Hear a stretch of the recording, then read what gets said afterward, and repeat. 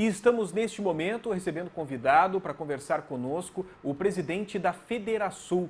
Ele vai conversar conosco, estamos ao vivo com o Rodrigo Souza Costa, então presidente da Federasul, para falar sobre um tema polêmico, né, Rodrigo? O assunto do momento é a reforma tributária e a gente quer entender como a Federasul está encarando essa questão, como estão as discussões dentro da Federasul sobre esse tema. Seja muito bem-vindo ao nosso programa. Boa tarde, é uma honra estar com vocês aí da Acústica em Camaquã. Pois é, nós estamos encarando a reforma tributária, a gente entende que ela é necessária, né, mas que ela está sendo conduzida de um modo muito atropelado, porque ela impacta na vida de muita gente. E o texto da reforma, as alíquotas, foram recém-apresentados às vésperas da votação. E os deputados, nossos representantes, eles não tiveram condições de medir o impacto em cada setor de serviços, de tecnologia. E tem um tempo mínimo para leitura, para mensuração do impacto na geração de empregos, na redução de empregos, o aumento do custo da cesta básica, né? Essa condução atropelada. É como se nós fôssemos assinar um contrato complexo de 50 páginas e a parte te dizer, não, tu não pode ler o contrato agora, eu te explico mais ou menos o que eu pretendo e tu assina o contrato sem ler. Seria uma irresponsabilidade. E é isso que nós da Federação defendemos. Nós precisamos que essa reforma de um tempo mínimo para o debate do texto, porque o texto da reforma veio sem as alíquotas máximas. Eles não estão apresentando a legislação complementar junto com a proposta de emenda à Constituição.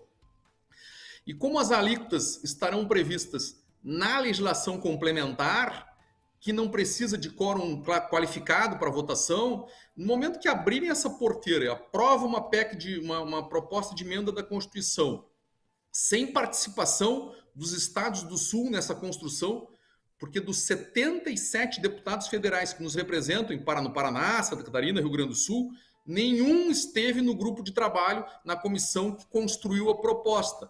Aí vem uma proposta que fala, olha, a alíquota vai ser 25%, mas não está escrito no texto. Isso vai estar depois na legislação complementar. E a gente olha o governo hoje com um rombo nas contas públicas, não fez a reforma administrativa, não enxugou a máquina do Estado e agora propõe uma reforma tributária dizendo, não, ela vai ser neutra, nós não vamos aumentar impostos, mas não nos dá nenhuma garantia, não escreve no texto da legislação complementar, não nos apresenta a legislação complementar junto com a proposta de emenda à Constituição, dizendo, não, nós vamos retirar um pouco de carga da indústria, que está com carga excessiva, nós vamos botar um pouco a mais no serviço, mas vai ser assim, vai ser assado, não vai passar de 25%. O que a gente está enxergando? Isso é um ato de fé cega. As pessoas vão votar sem saber o que estão votando, muitos nem leram o texto que vão aprovar, e apostando que o governo está dizendo, o governo, o parlamento, estão dizendo, nós estamos com rombo nas contas públicas, que a gente tem que tapar, mas a gente não vai gerar inflação, nem vai pagar, nem vai aumentar impostos. Eu não acho crível, a gente não acha razoável. Para fazer uma reforma tributária que é necessária, nós precisamos melhorar o ambiente, reduzir o excesso de burocracia, o custo de aferir os impostos. Ela tem que, a PEC, a proposta de emenda à Constituição, ela tem que vir junto com a legislação complementar. Olha, a PEC é essa e a legislação complementar é essa. Vai ser 25% e o efeito, aí a gente vai medir, olha, sobre o setor de serviços ficou pesado demais, vai acabar com a geração de impostos. Sobre a cesta básica, vai aumentar o custo para a população mais vulnerável. Não podemos fazer assim, nós não podemos tirar renda de pessoas que estão ganhando 3, 4, 5 mil reais por mês, que já estão com toda a renda, famílias que já estão com toda a renda comprometida. Desse jeito, não pode. Então, o mínimo que se espera nessa condução é que ela seja feita de forma transparente, clara. Aí os deputados e o próprio governo dizem, não, isso é fake news, isso é desinformação. Desinformação é negar acesso ao texto da legislação complementar. Desinformação é o que estão sendo submetidos todos os deputados federais quando eles vão votar uma coisa que eles não sabem o que é. Bom, para que a pessoa que está assistindo neste momento possa interpretar melhor, de acordo com a análise feita pela... Oi? Pode falar agora, desculpa. De acordo com a análise feita pela Federasul, né, a análise minuciosa sobre essa proposta, quais são os pontos mais polêmicos e que são mais divergentes no entender da Federasul sobre essa proposta? O ponto polêmico é a condução da proposta. Tem várias teses que são razoáveis, mas quando você conduz dessa forma, não, eu vou primeiro abrir a porteira, onde passa um boi, passa uma boiada. Vamos fazer uma emenda à Constituição que precisa de maioria qualificada, são 308 votos, se eu não me engano, para aprovar na Câmara dos Deputados, né? E depois o resto a gente resolve em legislação complementar. Tá, mas qual é a legislação complementar? Como é que eu meço o impacto, se vai extinguir o setor de tecnologia, se essas empresas vão ter que ir embora do Brasil, né? Ou não? Não, isso a gente vê depois. Não, a gente vê depois não. Eu quero, se eu vou mexer no que precisa ter maioria qualificada, que são os 308 votos, os deputados, os nossos representantes, se eu vou afetar os recursos que virão para o sul do Brasil, eu tenho que saber se isso inviabiliza a competitividade do estado do Rio Grande do Sul. Eu tenho que saber os efeitos da reforma tributária antes de aprovar uma emenda à Constituição. E aí, então, ela tem que vir junto. A emenda à Constituição, ela tem que vir junto com a proposta de legislação complementar. Porque depois que se aprovou a emenda que precisa de 208 votos, a legislação complementar, que pode ser aprovada com maioria simples, 257 votos, essa vai ser muito mais fácil de aprovar, né? Se nós não tivermos essa proposta, eu estou enxergando um governo que tem necessidade de recursos, que tem um rombo nas contas públicas. É certo que vem aumento de impostos nas costas da população. E os deputados, os nossos representantes, serão cobrados deste aumento de impostos. Quando as pessoas...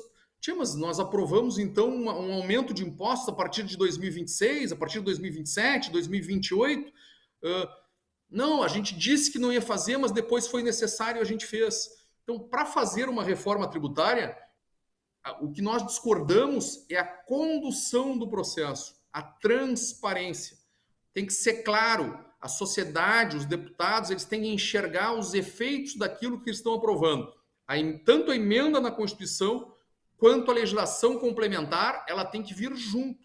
Não, primeiro a emenda à Constituição, abre a porteira, muda tudo. Agora é a legislação complementar. Agora a gente aproveita aprova com uma maioria simples e aí podemos aprovar um aumento de impostos, porque foi necessário para tal estado, para tal prefeitura. Vamos continuar enchendo a máquina pública e não tem problema a sociedade que paga essa conta, inviabiliza um setor, reduz empregos, acaba com alguns municípios, torna inviáveis grandes. Porto Alegre está assustadíssima com isso, os estados do sul estão assustados com isso, o sudeste, os governadores estão hoje, neste momento, estão reunidos lá em Brasília, reunião os governadores do sul e do sudeste, porque estão com medo, que olha, mas peraí, vocês vão fazer um fundo, mas os estados do sul e sudeste vão ter menos recursos porque o PIB é maior. Tá errado isso. Então, o mínimo que se quer neste momento é tempo para conhecer os efeitos da reforma tributária. E na nossa concepção da Federasul, nós precisamos saber qual é a legislação complementar proposta. Esse grupo de trabalho que nenhum deputado do sul do Brasil fez parte, ele tem que aprovar. Olha, a nossa proposta de legislação complementar depois da emenda à Constituição é essa. A alíquota é 22, é 23, é 25, ou daqui a pouco é 28. Não, 28 a gente não aceita. 26 a gente não aceita, né? Então, 25 daqui a pouco mantém a carga tributária. Vão aceitar? Não aceitamos também. Aumenta demais. Vai dar um efeito de sobrecarga tributária.